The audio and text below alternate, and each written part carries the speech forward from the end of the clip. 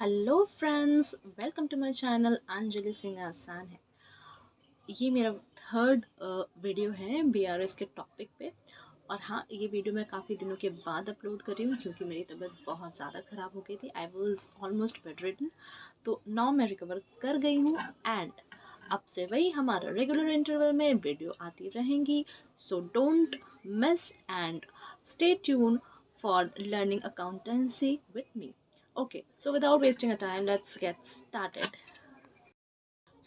ये problem as per passbook है जो मैंने टीएस ग्रेवाल के क्वेश्चन से सॉल्व किया है। आप अगर टीएस ग्रेवाल में जाएंगे तो ये क्वेश्चन आपको मिल जाएगा। ओके, तो टीएस अग्रवाल अकाउंटेंसी की बुक का नाम है क्लास 11 आईसीएससी। ओके, चलिए हमारा क्वेश्चन आज का हम लोग देखते हैं। और अगर आप लोगों का बेसिक क्लियर नहीं है तो प्लीज़ आप लोग पहले वीडियो में जाइए, देखिए, समझिए, उसके बाद आइए। मैं टाइम बिल्कुल वेस्ट नहीं करना चाहती, इसीलिए सम्स पे चलते हैं।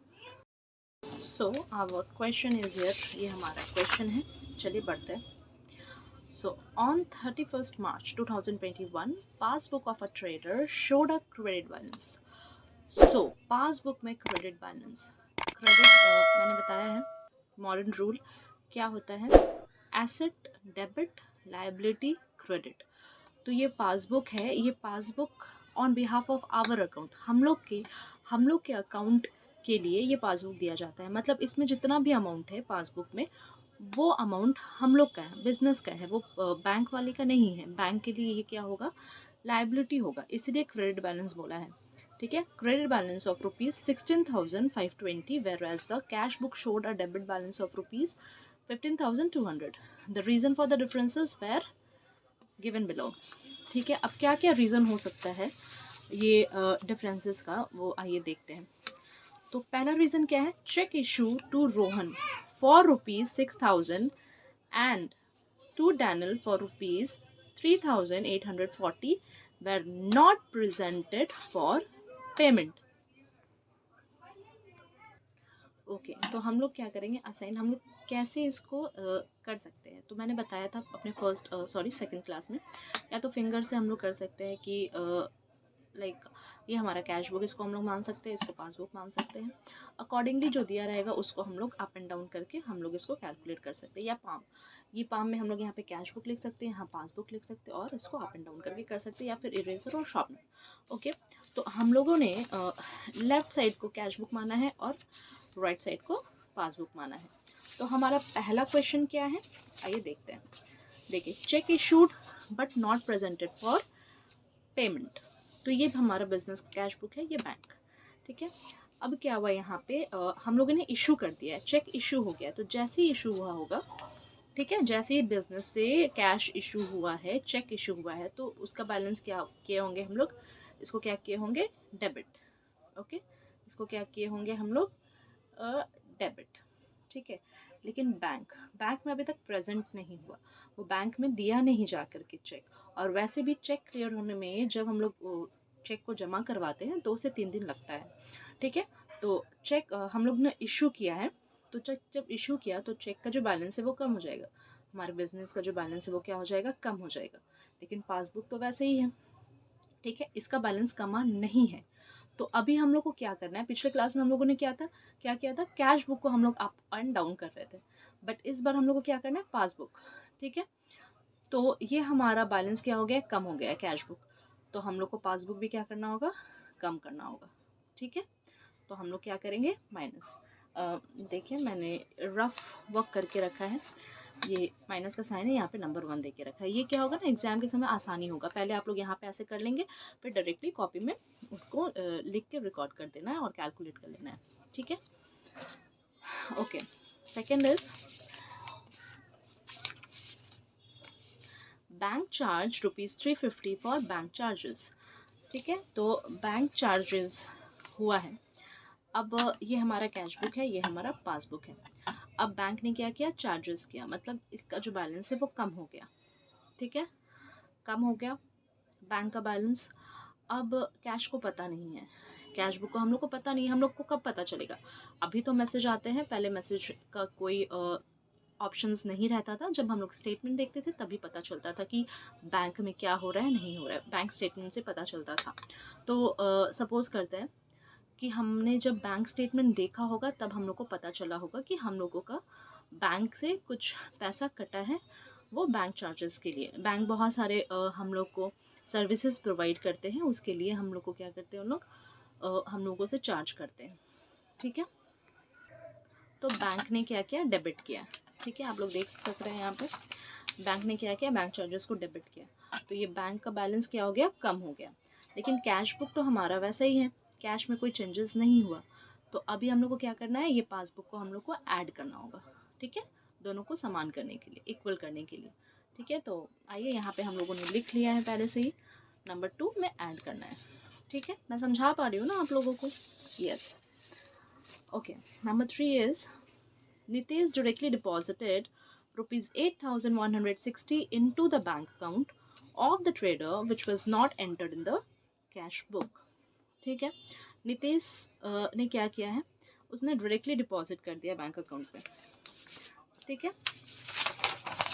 देखिए इसने बिजनेस है, इसने डायरेक्टली डिपॉजिट कर दिया है। ये बिजनेस है, ये हमारा सप्लायर है। ठीक है ना,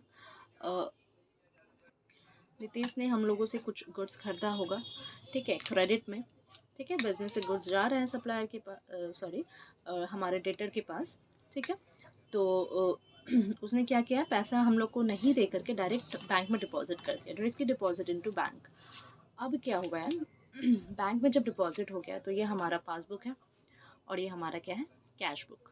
ठीक है, अब बैंक में डिपॉजिट हो गया तो हमारा बैंक तो हमारा बैंक अकाउंट का जो अमाउंट है वो तो बढ़ जाएगा, इंक्रीज़ हो जाएगा, क्रेडिट हो जाएगा। ठीक है, लेकिन हमारा कैश बुक, ये बेचारा, इसको तो कुछ पता ही नहीं है क्या हो रहा है, नहीं हो रहा है, तो ये अपने ही जगह में स्थिर है। ठीक है, इसमें कोई चेंजेस नहीं आए हैं, हालांकि हमारा पासबुक इंक्रीज़ हो गया है।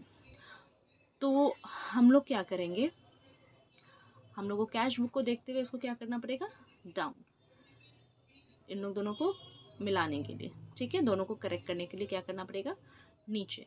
तो ये हमारा क्या होगा, लेस, जैसे कि आप देख सक रहे हैं, नंबर 3। ओके, तो आइए नंबर 4 की तरफ चलते हैं। ये हमारा नंबर 4 है। टीएस गरेवाल बुक में आपको मिल जाएगा ये सम, तो आप लोग आराम से कर सकते हैं। कोई क्वेरी हो तो please comment below.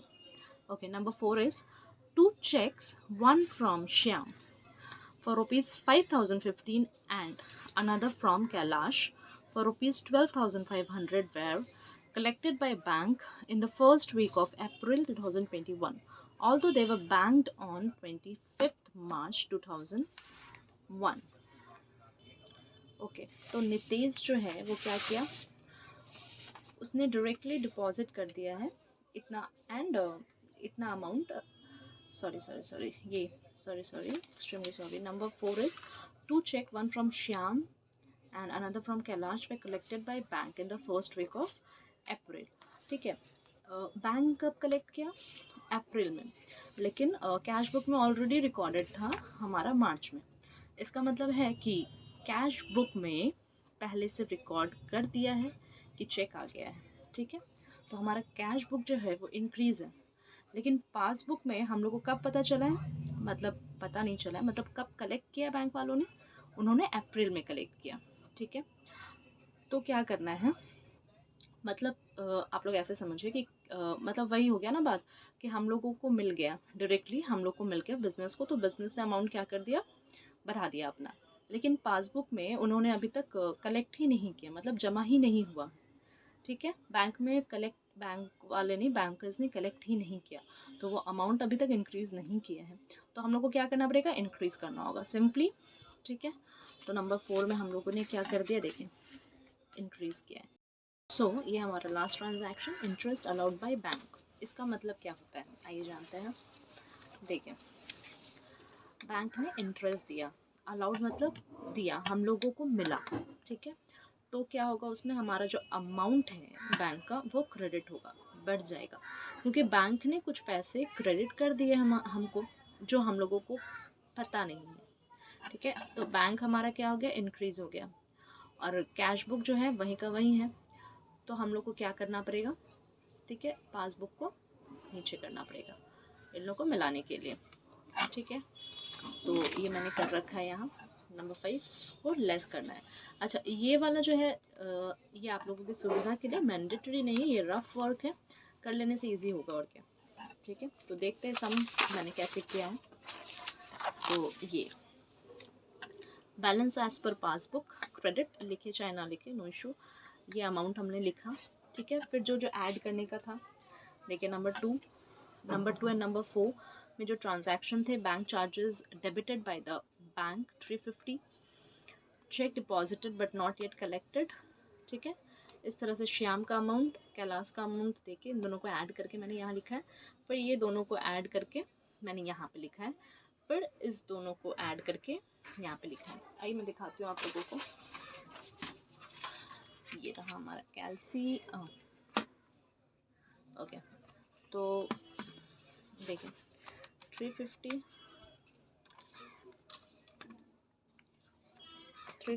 Plus 17,650 is 18,000, okay.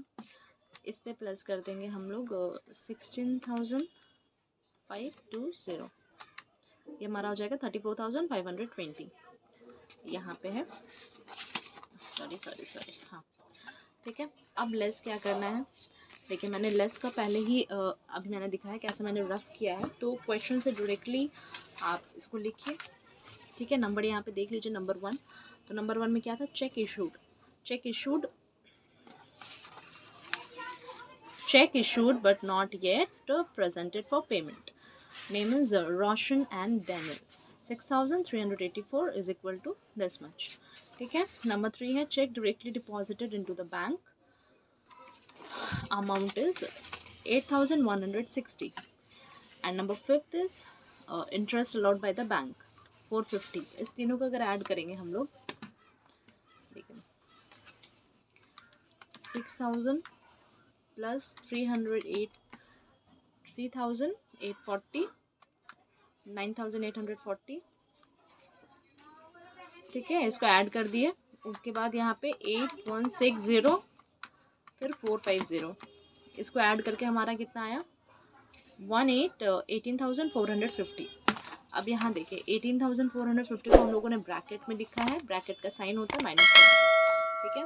तो ये हमारा 34,520 minus 18,450 equals to 16,070।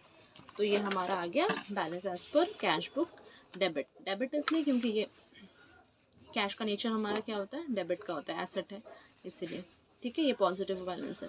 I hope guys ये वीडियो आप लोगों को पसंद आया हो, आप लोगों को समझ में आया हो, ठीक है।